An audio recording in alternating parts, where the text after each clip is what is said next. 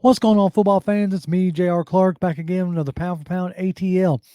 Obviously not live as you are watching this recording, but we've had some more interesting news break, and I figured I'd talk to you about it for a bit, discuss what I think the vision of what they're trying to accomplish going forward, and some potential concerns that I still have as we are now into the second day of the league year, which would make it probably like the third, maybe fifth day of free agency. The fast and furious part of free agency is definitely slowed down quite a bit. I don't expect a ton more moves per se. I do expect the Falcons to continue to add to the team, as I've stated before. Going into free agency, you had like 22 different free agents. So they're obviously going to have to add some pieces, which they've done. Um, quick recap. Obviously, big splash. Kirk Cousins in as QB1. Then you signed Darnell Mooney. Then you signed Charlie. Oh man, I cannot even remember the tight end's last name. I feel bad now. The tight end from San Francisco to come in and be tight end two. And then that was kind of it. We got some news this morning that they re-signed Storm Norton, which is good. He was a very productive swing tackle. Um, Stepped in quite nicely last year, the few games that Caleb McGarry missed. So that's a guy who I'm glad that they have brought back to continue being depth. Then they also brought back Cordell Hodge, which that's great. They brought back, this is the third year in a row that they've brought back Hodge on a 1 year deal. He's a very good special teamer. And also from time to time a productive, number four, number five type wide receiver. So definitely not against them bringing back Hodge, but as I think it was Greg Rosenthal of NFL.com pointed out, outside of Darnell Mooney and um, obviously Drake London, they didn't have anybody that had caught NFL passes, on the roster and under contract. Well, that changed today.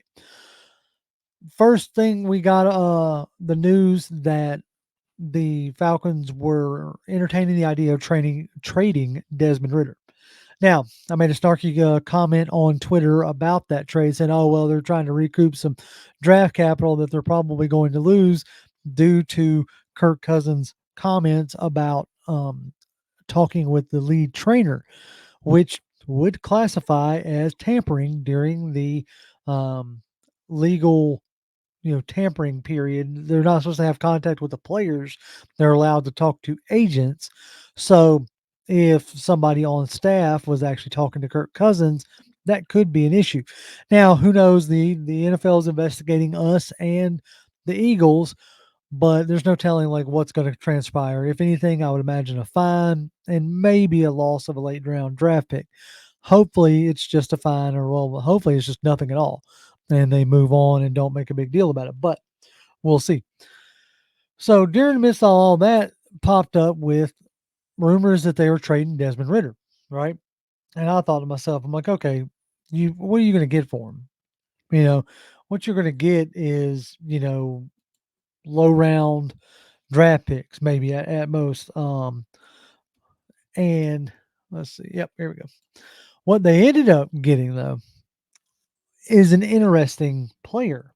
Now they traded him to the Arizona Cardinals, which I thought was interesting because I thought maybe somebody had floated out the idea that we might trade him for, like, package him to Philly for a um for Josh Sweat, which it had crossed my mind as well, because I know Philly is in need of a backup. They no longer have Mariota; he's in Washington, so they were in need of a backup. So I thought maybe that would be an interesting fit, stylistically. But instead, it come out that he's getting traded to the Arizona Cardinals for Rondale Moore. Now, what's interesting here is the person or the character that is Rondale Moore. He has not had a ton of production in the league. He's only 23 years old. So he's only been in the league, I think, what looks like 3 years. And has had a touchdown each year and less than 400 receiving yards. Let's see if I can get this bigger so y'all can see this. Okay. So yeah, there's this, there's the stats. Yards per reception, 8.8, 10.1, and 8.1. But as you see here, he just doesn't get a lot of targets and a lot of receptions. Now, a lot of his stuff had been used. There was a comment that there was like growing frustration with Rondell Moore in Arizona because he was more of being used horizontally, like little bubble screens and stuff like that, and not necessarily being used vertical. So, uh, this is a buy low risk, high reward, right? You didn't want Desmond on your roster because being former starter, now you have Kirk Cousins. It seems like everything just kind of soured on Desmond altogether. So he gets a fresh start, and you get to add a dynamic to your wide receiver room that you haven't had since Arthur Smith got here. One of the biggest complaints of Arthur Smith from a lot of fans and also potential analysts was the lack of speed, right? He really wanted to play bully ball. Now, I'm not getting into the whole like trying to debate anything to do with Smith, but you can definitely tell that there is a shift in philosophy as far as what they are looking for. So I want you to take a look at these measurables here. Uh, this is like from his combine, I believe. So he ran a 4.37 40-yard dash, which gives them a speed score, which their speed score is 40 times run by tall, heavy receivers. Okay. Um, Burst score, he's in the 97th percentile, right?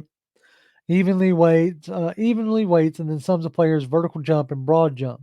So this is his burst score. So he's got a high burst score, a high agility score, and for himself, for his size, a good catch radius, right? So he's still only 23. He was a second round draft pick. He's 5'7" and 181 pounds.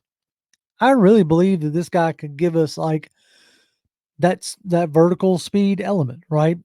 Think about how the Rams used Tutu Atwell last year. I believe him and Darnell Mooney are going to give us that kind of a factor. Trying to see if there's any other interesting. He played a lot in the slot. Like to me, he's a true slot guy. That's a bigger, um, bigger deal for him is to work and operate out of the slot. Now, I want to compare to kind of give you an idea what they're looking at, like receiver wise. Darnell, spelled that wrong. There he is. Darnell Mooney. So, Darnell Mooney, 5'10. He's only 26 years old. Another 4'3 guy. So, you can definitely tell that they're adding some speed to this offense to hopefully then be able to help clear out areas for, uh, Drake London and Kyle Pitts, right? And also be able to threaten a defense all over the field. And I think that that's one of the main things that they were going for. Later on this afternoon, we saw them add uh, another guy in Ray McLeod, not Armstrong, dummy. Let's see, Ray. Okay, so Ray McLeod, formerly of the 49ers. Here's an interesting thing about Ray. He's a 4.5 guy, another fast dude, not as fast as Darnell Mooney and what you call it, Rondell Moore, but still another fast guy. Here's the big thing with him is he has return ability. So why is that a big deal? So last year Avery Williams gets hurt, and now you have a new regime coming in. They may not feel the same way about Avery Williams as the old regime did, especially with him coming off a ACL tear. He may not have nearly the explosion that they felt. Now he could still be in in line to compete for the job, but they gave Ray McLeod, 2 years, $6 million. So I feel like they're expecting him to be their returner. This also coincides with the fact that today Cordell Patterson said peace to Atlanta. So it definitely does not look like Cordell Patterson is coming back to Atlanta. So there goes your main kick returner. Okay.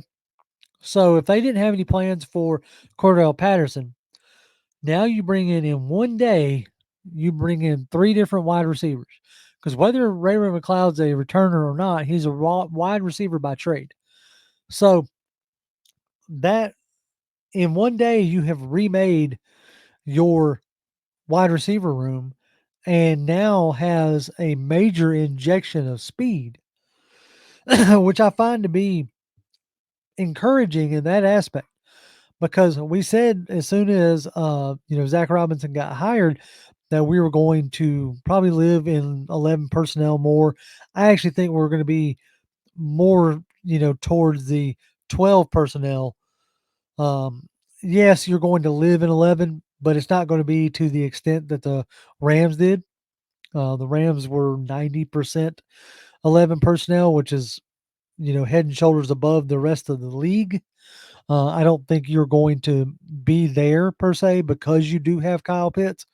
Um, so I think they're going to do some fun and interesting things with him, which is why I believe they went out and got the former UGA tight end, Mortensen, Charlie Mortensen. I'm not sure. Because he's more of a blocking tight end. Charlie Warner. God, why could I not? I could not pull that cat's name out of my head to save my life.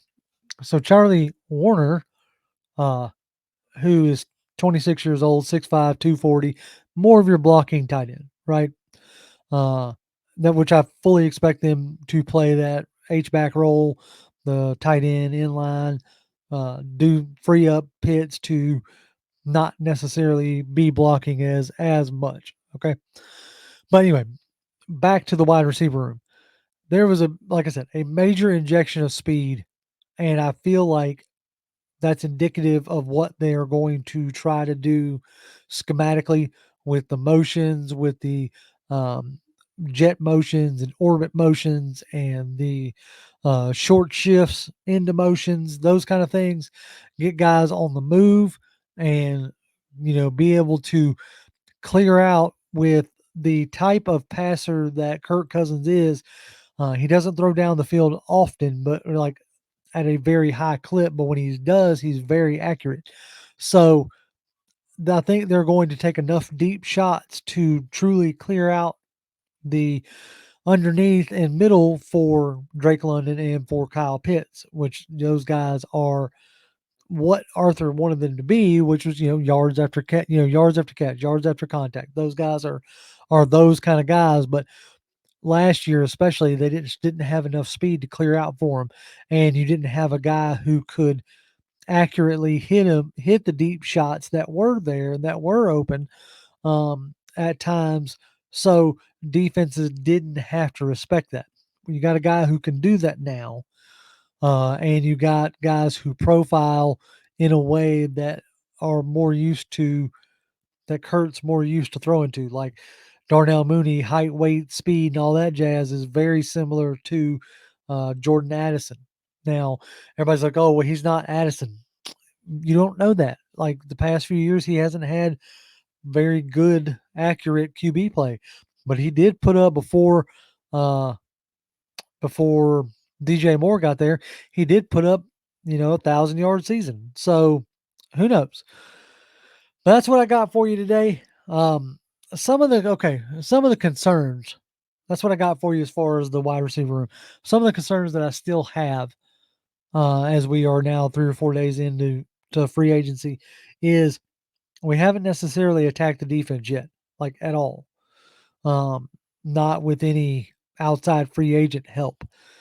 Uh, we are still in need of a defensive tackle, in my opinion, especially with Grady coming off of an injury. You're switching the scheme to a 3-4, so still looking for a space eating nose tackle type. which I guess they're figuring David Onyemata could play that role. And then the bigger deal is like we still don't right now edge rush wise. Our best edge rusher is Arnold Ebiketie, who had 6.5 sacks last year. You missed out. Like, I'm not saying that you didn't try to take swings for him. You tried to take swings to get Daniil Hunter, and you tried to take swings to. You were like rumored to be in on Khalil Mack if he got cut. You tried to trade for Montez Sweat last year, and I'm not even saying that you're done. But as it stands right now, we haven't added anybody in that like in that realm in that scenario, and it is a concern. Like you haven't added on like any defensive line pieces right now. Like our sack leader, Bud Dupree, is still out there. Calais Campbell's still out there. Now, nobody's chomping at the bits to get either one of those two, as it appears, but every day that goes by is another day that you're going to be heavily relying once again on a rookie to be the man. You're going to paint yourself into a corner, which is, it does not seem like that's what Terry Fontenot wants to do. Again, not for lack of trying.